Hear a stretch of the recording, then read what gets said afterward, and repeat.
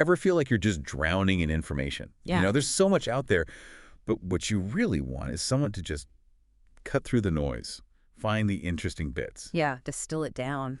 Exactly. And that's what we're doing today. We're taking a real deep dive into one listener's Week 20 review, looking at their journey across health, mind, and, well, a whole bunch of hobbies. Right.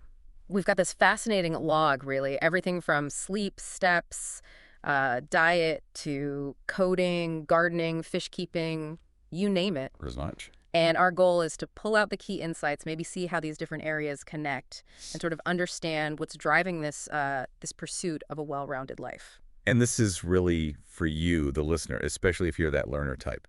You want to grasp things quickly but thoroughly, see different sides, get those aha moments without feeling buried. Mm-hmm.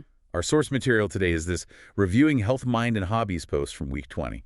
So should we jump in? Let's do it. Okay, health first. Yeah. The review kicks off with sleep, aiming for 7 hours a night. And the average. Came in at 7.43 hours for the week, which, sounds pretty good. Sounds great, actually.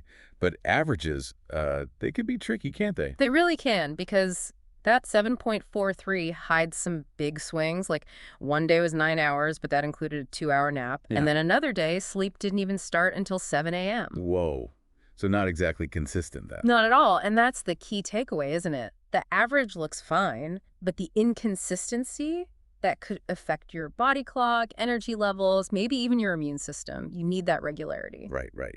Okay, what about moving? Physical activity. Daily step goal was 5,600, and the week started strong, hit the goal, or beat it for 4 days straight. Good start. But then a pretty noticeable drop towards the end of the week. Seems like illness was the culprit. Okay. So feeling sick knocked the steps down. Makes sense. Yeah, and what's interesting, though, maybe we can't draw a firm line, is thinking about that drop in steps alongside the erratic sleep we just talked about.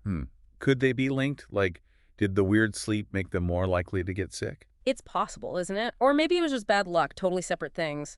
But it prompts you, as someone tracking your own stuff, to consider how these factors might play off each other. Good point. They do expect the step count to bounce back with recovery, which shows good self-awareness. Definitely. Okay. Okay, next up, intermittent fasting. The 168 method. 16 hours fasting, 8 hours eating window. Got it.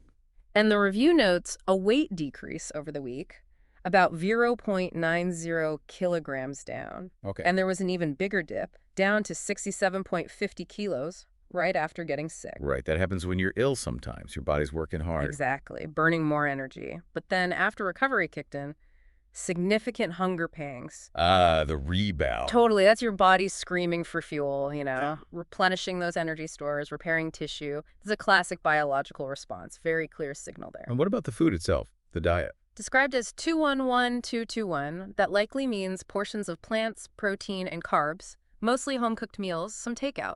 2 parts plants, 1 part protein, 1 part carbs, maybe. Something like that. Probably something along those lines, yeah. Focused on plant intake. And interestingly, that ratio apparently stayed consistent even during the illness. Oh, wow. Just more water intake, which is standard, and some herbs added in. So a pretty established way of eating, it sounds like, even when feeling rough. It suggests that, yeah, maybe quite intuitive by now. The extra water, the herbs could be conscious choices to support recovery, too. Makes sense. And workouts. Pretty consistent, but brief, 6 or 7 minutes daily. Plus light activity woven into the day, walks after meals, gardening, chores. So not just relying on the short workout, but integrating movement naturally. Exactly. And if we, try to connect these dots, the sleep inconsistency, then the illness, the drop in activity, the weight changes, the rebound hunger. You see a potential chain reaction. You really do. It hammers home why looking at health holistically is so important. It's not just separate boxes for sleep, diet, exercise. They all influence each other. Definitely something for you, the listener, to think about in your own health journey. Okay, let's shift gears. Mind stuff. Meditation. Right. Steady practice here. Regular 10-breath sessions of sitting meditation following a 3-step progression. No big changes noted. And walking meditation, too. Yep. Short bursts, 1 to 5 minutes. Often folded into those post-meal walks or even chores, like raking leaves. I like that integration. Finding mindful moments in everyday tasks. It's very practical, and what stands out is that these practices continued even while feeling physically unwell. That is interesting. Suggests a real commitment, doesn't it? Not just something you do when you feel great. Exactly. And the overall emotional state, described as chill and stoic, apart from, obviously, the few days being sick. So despite the physical dip, the mental baseline seems pretty steady. Makes you wonder. How much does that consistent meditation practice contribute? Yeah. Has it built that kind of emotional buffer, maybe? That resilience to handle physical challenges without getting totally thrown off balance? It certainly points in that direction. The potential for mindfulness to foster a kind of emotional equilibrium, even when things are physically tough, seems like a valuable tool. For sure. Okay, on to the hobbies. Lots to cover here. Let's start with cooking. Focus this week was on practical skills, learning faster ways to prep vegetables, mentioned prawns with eggs and a vegetable soup, Sounds tasty. and also exploring different microwave egg recipes. Quick and easy protein. Ties back to the diet, perhaps. I think so, yeah. It connects to wanting control over what you eat, building skills, and making those healthier choices, like the home-cooked meals, more convenient. Makes sense. Yeah. Okay, decluttering. How's that going? It's described as a gradual habit, clearing one item when heading to the kitchen. The one-touch rule, almost. Sort of, yeah. Yeah. And recent focus was on the backyard balcony, tackling some neglected flower spots, dealing with Terrenia seedlings, so progress there. But the workspace is lagging a bit, replacing curtains, tidying a particular drawer. Those haven't happened yet. The classic decluttering dilemma. Progress in one zone, stagnation in another. Totally normal, right? Motivation waxes and wanes, and maybe the balcony felt like a quicker win or more visually rewarding. Could be. Now reading, what's on the list? Well, there's a specific book. The title translates roughly to a guide for managing high blood pressure, blood sugar, and lipids. A health guide. Yeah, but hasn't been opened yet this week. Okay.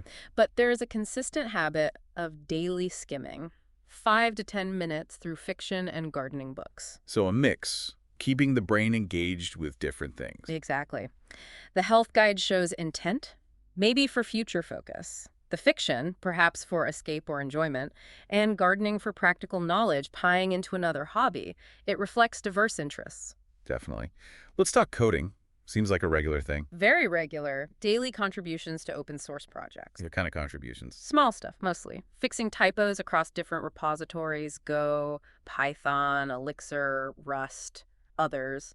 Just keeping engaged with the community. Little bits add up, right? They absolutely do in open source. Plus, maintaining personal pet projects, doing some refactoring. And there's a note about exploring the potential of small code bases combined with AI or LLMs. Oh, interesting. So keeping up with current tech trends, too. Yeah, seems like a consistent engagement both with the community and with exploring new possibilities. And writing, another daily habit. Yep.